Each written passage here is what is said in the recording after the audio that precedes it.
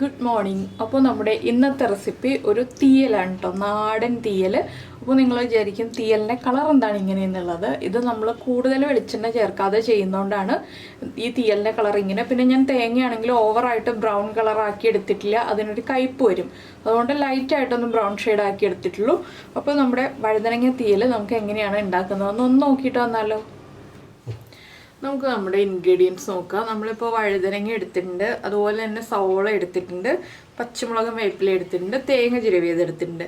നിങ്ങൾക്ക് 2 or 3 വഴുതനങ്ങ എടുക്കാം കേട്ടോ. പിന്നെ ഇതിലേക്ക് സവോളയ്ക്ക് ഓരോയിട്ട് ഉള്ളി എടുക്കാം. പക്ഷെ ഉള്ളി നന്നാക്കി എടുക്കുമ്പോൾ കുറേ സമയം പോവും, അതുകൊണ്ടാണ് നമ്മൾ സവോള എടുത്തിട്ടുള്ളത്.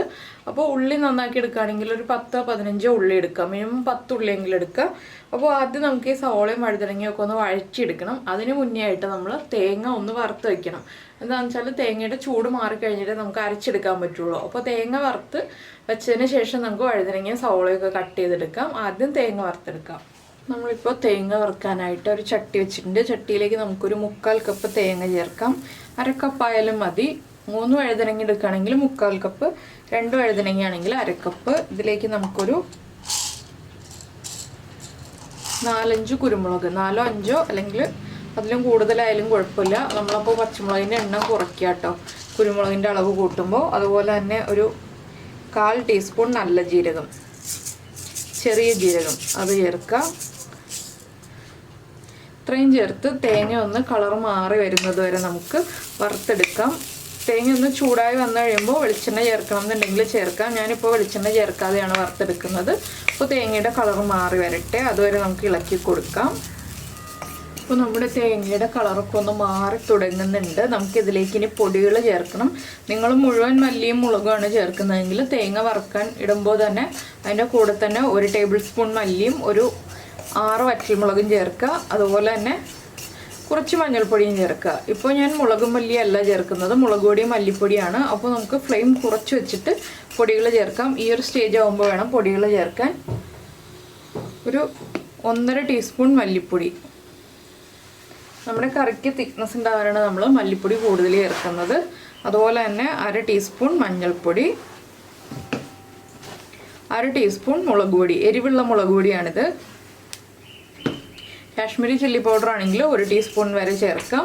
ഇനി പൊടികൾ കുക്കായി വരുന്നത് വരെ നന്നായിട്ടൊന്ന് ഇളക്കി കൊടുക്കുക. ഒരു 2 മിനിറ്റ് ഉണ്ടെങ്കിൽ നമ്മുടെ പൊടികൾ കുക്കായി വന്നോളും, അതുവരെ ഇളക്കി കൊടുക്കുക. തേങ്ങയുടെ കളർ വല്ലാതെ അങ്ങ് ബ്രൗൺ ആയി പോകണ്ട. എന്താണെന്ന് വെച്ചിട്ടുണ്ടെങ്കിൽ നമുക്ക് അരച്ച് കഴിഞ്ഞാൽ അരപ്പൊന്ന് വഴറ്റിയെടുക്കാനുള്ളതാണ്. അതുകൊണ്ടാണ് നമ്മൾ തേങ്ങ ഒരുപാട് ബ്രൗൺ ആവുന്നതിന് മുന്നേ തന്നെയായിട്ട് പൊടികൾ ചേർത്തത്. ഇനി ലോ ഫ്ലെയിമിൽ തന്നെ വെക്കണം കേട്ടോ. ഹൈ ഫ്ലെയിമിലാക്കിയിട്ടുണ്ടെങ്കിൽ പൊടികൾ കരിഞ്ഞു പോവും. ലോ ഫ്ലെയിമിൽ തന്നെ വെച്ച് പൊടികളൊന്ന് കുക്ക് ചെയ്തെടുക്കണം.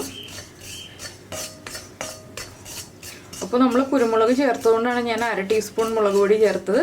കുരുമുളക് ചേർത്തിട്ടില്ല എന്നുണ്ടെങ്കിൽ 1 ടീസ്പൂൺ തന്നെ എരിവുള്ള മുളക് പൊടി ചേർക്കാം. പിന്നെ നമ്മൾ പച്ചമുളക് 2-3 എണ്ണമല്ലേ ചേർക്കുന്നുള്ളൂ, അധികം പച്ചമുളക് ചേർക്കുന്നില്ലല്ലോ. അപ്പോൾ അല്ലെങ്കിൽ പച്ചമുളകിൻ്റെ എണ്ണം കൂടുതൽ ചേർക്കേണ്ടി വരും. ഇനി നമുക്ക് ഈ ചട്ടി ഒന്ന് മാറ്റി വയ്ക്കാം, വേറൊരു പാൻ വയ്ക്കാം. അതുപോലെ തന്നെ നമ്മുടെ വഴുതനങ്ങ കട്ട് ചെയ്ത് വെള്ളത്തിലിടണം. വഴുതനങ്ങ കട്ട് ചെയ്ത് വെള്ളത്തിലിട്ടില്ല എന്നുണ്ടെങ്കിൽ വഴുതനങ്ങയുടെ കളർ മാറും. അപ്പോൾ ഞാൻ വഴുതനങ്ങയൊക്കെ ഒന്ന് കട്ട് ചെയ്തെടുക്കട്ടെ. വഴുതനങ്ങ കട്ട് ചെയ്തിട്ടില്ല. കട്ട് ചെയ്തതിന് ശേഷം നമുക്ക് വഴറ്റിയെടുക്കാം. ഇപ്പോൾ ഇത് ഓഫ് ചെയ്ത് വയ്ക്കുകയാണ്. അപ്പോൾ നമ്മൾ തേങ്ങ വറുത്ത് മാറ്റിയതിന് ശേഷം വേറെ പാൻ വെച്ചിട്ടുണ്ട്. പാൻ ചൂടായി വരുമ്പോൾ നമുക്കിതിലേക്ക് കുറച്ച് വെളിച്ചെണ്ണ ചേർക്കാം.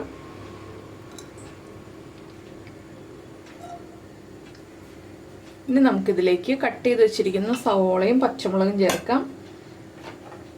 സവോള നമ്മൾ നീളത്തിലാണ് കട്ട് ചെയ്തെടുത്തിട്ടുള്ളത്. പച്ചമുളക് ഒന്ന് ചെരിച്ചും കട്ട് ചെയ്തെടുത്തിട്ടുണ്ട്.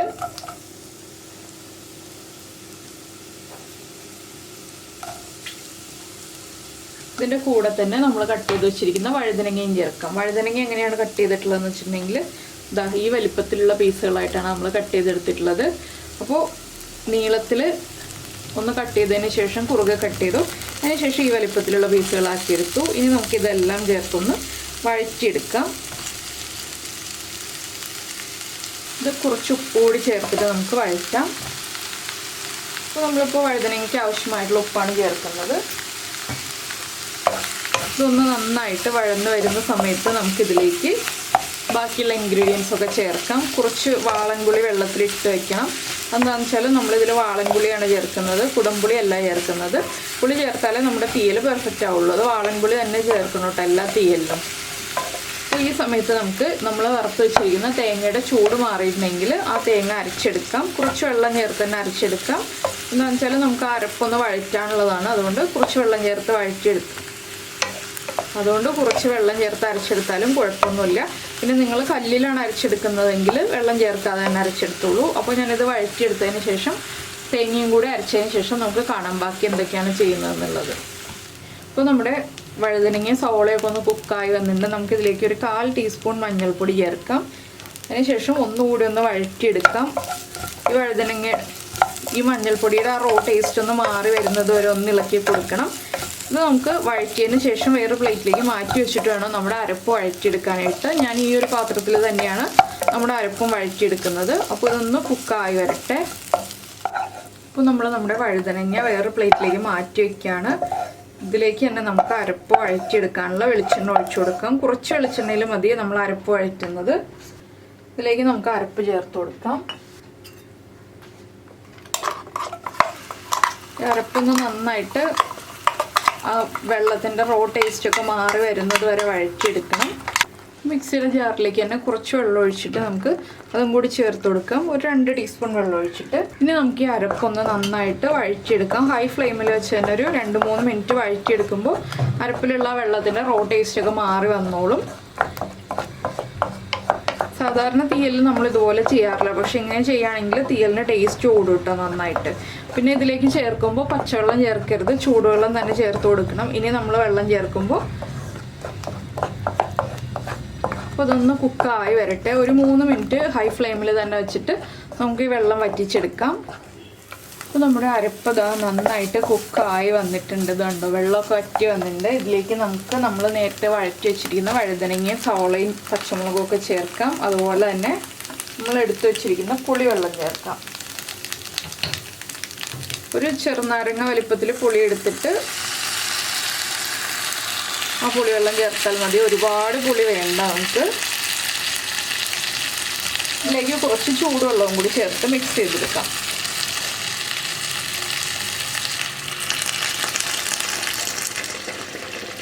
നമുക്ക് എത്ര ഗ്രേവി വേണം എന്നുള്ളതനുസരിച്ച് വെള്ളം ചേർക്കാം. ഇതിലേക്ക് നമുക്ക് കുറച്ചുകൂടി ഒന്ന് ഉപ്പ് ചേർത്ത് കൊടുക്കാം.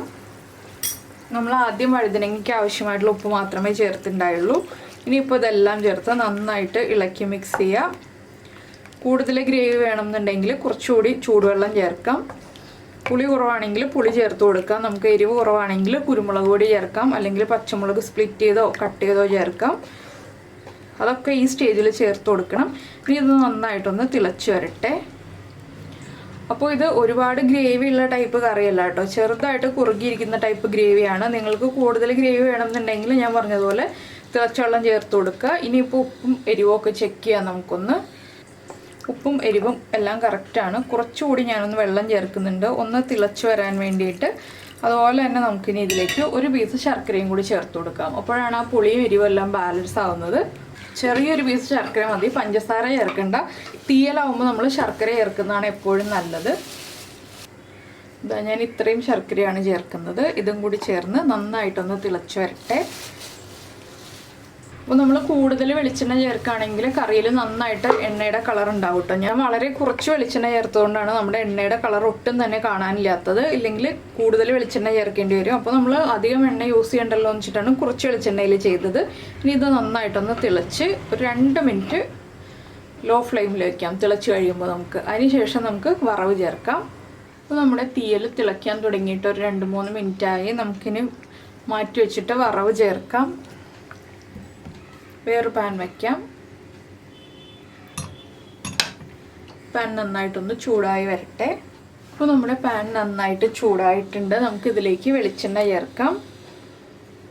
ഇപ്പോൾ ഞാൻ കുറച്ച് വെളിച്ചെണ്ണ ചേർക്കുന്നുണ്ട് കേട്ടോ. എന്താണെന്ന് വെച്ചിട്ടുണ്ടെങ്കിൽ തീയലിന് ടേസ്റ്റ് വരണമെന്നുണ്ടെങ്കിൽ കുറച്ച് വെളിച്ചെണ്ണ വേണമല്ലോ. നമ്മളെല്ലാത്തിലും വളരെ കുറച്ച് മാത്രം വെളിച്ചെണ്ണ ചേർത്തിട്ടുണ്ടായിരുന്നുള്ളൂ. ഇനി നമുക്കിതിലേക്ക് കടുക് ചേർത്ത് കൊടുക്കാം.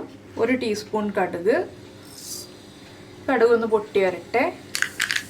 അപ്പോൾ നമ്മുടെ കടുക് പൊട്ടിക്കൊണ്ടിരിക്കുന്നുണ്ട്. നമുക്കിതിലേക്ക് പച്ചമുളക് ചേർക്കാം. അതുപോലെ തന്നെ കറിവേപ്പിലയും പിന്നെ ഒരു 3-4 ഉലുവയും കൂടി ചേർത്ത് കൊടുക്കാം. ഇതെല്ലാം നന്നായിട്ടൊന്ന് കുക്കായി വരട്ടെ. ഇനി നമുക്കിത് റെഡിയാക്കി വെച്ചിരിക്കുന്ന കറിയിലേക്ക് ചേർത്ത് കൊടുക്കാം. നമ്മുടെ വഴുതനങ്ങ തീയൽ ഇതാ റെഡി ആയി കഴിഞ്ഞു. ഇത്രയേ ഉള്ളൂ പരിപാടി. വളരെ ഈസി അല്ലേ? അധികം ഇൻഗ്രീഡിയൻസ് ഉണ്ടല്ലോ. നമ്മളെപ്പോഴും പാവയ്ക്ക തീയൽ, വെണ്ടയ്ക്ക തീയലൊക്കെ ഉണ്ടാക്കുന്നതിൽ നിന്ന് വ്യത്യസ്തമായിട്ട് വഴുതനങ്ങ ഉപയോഗിച്ചിട്ട് ഒരു തീയൽ. എപ്പോഴും വഴുതനങ്ങ മെഴുക്കുവരട്ടി അല്ലെങ്കിൽ വഴുതനങ്ങ തോരനൊക്കെയാണ് കൂടുതൽ ഉണ്ടാക്കുക. ഏറ്റവും കൂടുതൽ ഉണ്ടാക്കുന്നത് വഴുതനങ്ങ മെഴുക്കുവരട്ടിയാണ്. അപ്പോൾ വഴുതനങ്ങ ഉപയോഗിച്ച് പിന്നെ മസാലക്കറികളാണ് നമ്മൾ ഉണ്ടാക്കാറുള്ളത്. അപ്പോൾ ചോറിൻ്റെ കൂടെ കഴിക്കാൻ വഴുതനങ്ങ ഉപയോഗിച്ചിട്ടുള്ള വളരെ എളുപ്പമുള്ളൊരു റെസിപ്പിയാണിത്. അപ്പോൾ നിങ്ങളെല്ലാവരും ഇതുവരെ ഉണ്ടാക്കിയിട്ടില്ലെങ്കിൽ ഒന്ന് ട്രൈ ചെയ്ത് നോക്കണം. ശർക്കര ചേർക്കാനും മറന്നു പോകരുത്. ശർക്കര ഏറ്റവും ഇമ്പോർട്ടൻ്റ് ആയിട്ടുള്ളൊരു കാര്യമാണ് ഈ തീയലിൽ. അപ്പോൾ ഉണ്ടാക്കി കഴിച്ചു കഴിഞ്ഞിട്ട് നിങ്ങളുടെ അഭിപ്രായം നമ്മുടെ വീഡിയോയുടെ താഴെ ഒന്ന് കമൻറ്റ് ചെയ്യുക. അതുപോലെ തന്നെ ഇഷ്ടപ്പെട്ട റെസിപ്പി ആണെങ്കിൽ കുക്കിംഗ് താല്പര്യമുള്ള നിങ്ങളുടെ ഫ്രണ്ട്സിനും ഫാമിലി മെമ്പേഴ്സിനും ഒക്കെ ഒന്ന് ഷെയർ ചെയ്ത് കൊടുക്കുക.